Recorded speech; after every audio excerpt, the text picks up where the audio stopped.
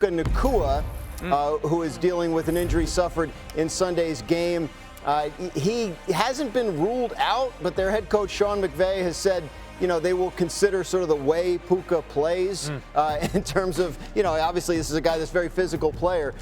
They have a bye next week. They could sit him out and get him extra rest if they want to. They're having a weird week, too. They're practicing at Camden Yards, the Baltimore Orioles home stadium. Where they play baseball? Where they play baseball, and then they're not flying to London until Friday night for a Saturday arrival, so they may take it all the way up to the end of the week before deciding whether he goes. Just with that detail, too, it makes you think he's not going to play this week. But it doesn't sound like it, but they haven't come out and said that yet. Interesting so we'll see. stuff. Guys, if Nacua can't go on Sunday in London, it'll be the 7th game he's missed over the last 2 seasons. Last year, in 6 games without Nacua, the Rams went 2-4 with just 4 touchdown passes, and Rams quarterbacks were sacked at more than double the rate than when Nacua played. That's an important number, too. Nacua has caught 82% of his targets this season. All other Rams receivers have caught 54%. I mean, Hawk, these numbers show you just how important Nacua is to this offense.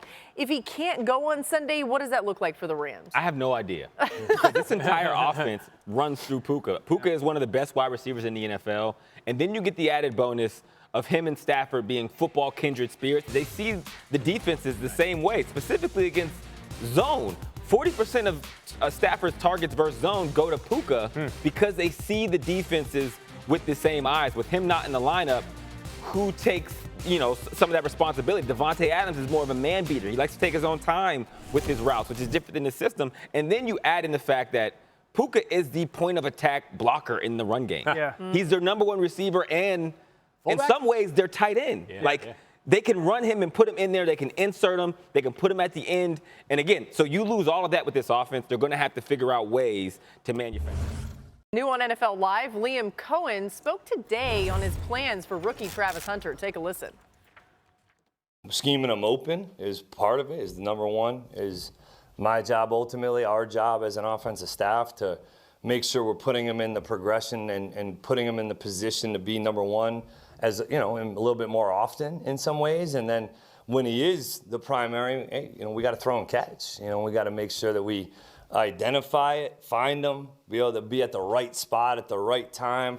We just had this conversation. So it's, I think it's a combination of a lot of those things that ultimately can all be controlled. Field, some of the dilemma there of how to manage a player like Travis Hunter. You're trying to get as many touches as possible, right? Feels like maybe the Jaguars are realizing there's a case to be made for Travis Hunter to maybe major exclusively in offense rather than defense as well. It does feel like if you're looking for silver linings, it's like a 1-to-1 ratio. Every time he touches the football, a really cool thing happens. You can see the special skill set that Travis Hunter brings to the table, but for a team that just scored 12 points last week, I think it's worth having your eyes wide open to ways that which the offense can be a bit more explosive in the passing game. Another silver lining here is, and this might not help support the cause of getting more work for Travis Hunter, the best game by far of Travis Hunter's season, Brian Thomas Jr.'s season this past week. He caught 8 of 10 targets, looked much more in sync with Trevor Lawrence, had a touchdown called back, actually, ironically, on an offensive offsides by Travis Hunter. The NFL's got to stop calling these ticky-tack offensive offside penalties. Speaking to the crowd here, we agree. Yeah, I mean, you saw a lot of the highlights there of Travis Hunter. That was from our Monday Night Football game against the Chiefs, where he had some great opportunities. And they had planned in that game to do like 80 snaps, 40-40 split. It didn't happen that way either. So something to keep an eye on as they try to balance all that. Cowboys head coach Brian Schottenheimer was asked what he needs to see from CeeDee Lamb in practice to prove he's ready to go on Sunday. Yeah, if he's breathing, I'd feel pretty good. Honestly, I mean, CeeDee knows how to play football. If he runs around and catches a pass or two, I'm good. He should practice today. Just got done with a walkthrough, and he was very involved, and so we'll see how he moves around today.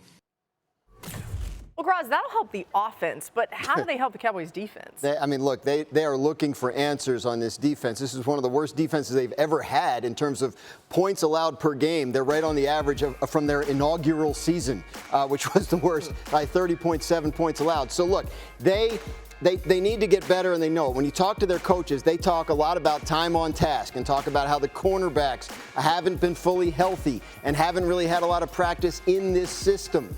But, you know, they need better play in the middle at the linebacker position. DeMarvion Overshown is an injured player that they have coming back, but it's not anytime soon. It's still going to be a few more weeks. So, yeah, the Cowboys, they feel like the more they practice it, the more they work it, the better it'll get. But, hopefully that's not just brave talk. I thought for a second there you were going to say, but it's not Micah Parsons, which that's the other. They don't have Micah elephant Parsons in the room. nor is he available for trade. At all. All right, Anymore. Graz is going to go to SportsCenter, which comes our way right after this. So he's like sneaking over there, just down the hall, Graz. But it was great to have you here. We'll see you tomorrow again. Great to see you, Graz. Phil, what do you see as the main issue for this Cowboys Well, I defense? did put together a list of things that are working well right now for the Cowboys on defense. Here it is. You were working hard on that. There's nothing you can hang your hat on right now if you're the Cowboys defense. They are the worst run defense, second worst run defense in the entire NFL right now. They make no impact plays in the back end of this defense. They don't rush the passer consistently. And we knew that when Micah was traded, it was going to be an issue in terms of generating the same level of pressure. But they did other things respectably last year. The Cowboys are one of two teams, along with the Bengals, to be in the bottom 5 in both rushing yards per game allowed and passing yards per game allowed. They are dead last in passing yards per game allowed. They make every quarterback they play against, Dano, look like an all-pro. That's how bad they are right now. And they are building confidence from quarterbacks left and right. Justin Fields had -10 net passing yards this past Sunday. The week prior against the Cowboys, a lot of junk time, but still looked pretty darn proficient as a passer. That's where they're at defensively. Man, the Cowboys' offense has been a bright spot, though, so far this season at times. Yeah. Hawk, how can they find success in this matchup? I think the Cowboys are going to have a lot of success. I think they're going to get their run game going, which hasn't matched their pass game so far. When you watch the Chicago game a week ago, they gashed them on the perimeter run. Yep. The Washington Commanders just didn't have enough team speed to get there. Swift kind of had his way out there. Yeah. And then when you think about the Cowboys, if they have the ability to get that going, and if CeeDee Lamb is in this lineup, and now you have solidified at this point 2 number 1 receivers on the field, or them on the same side of the ball, streaking down the field in the way that Dak is playing, there's a lot of opportunities for them to have a lot of big plays offensively, both in the run game and in the pass game. Yeah, so I don't think there's anything the Cowboys can do to really get better on defense outside of just deciding to line up and play man coverage.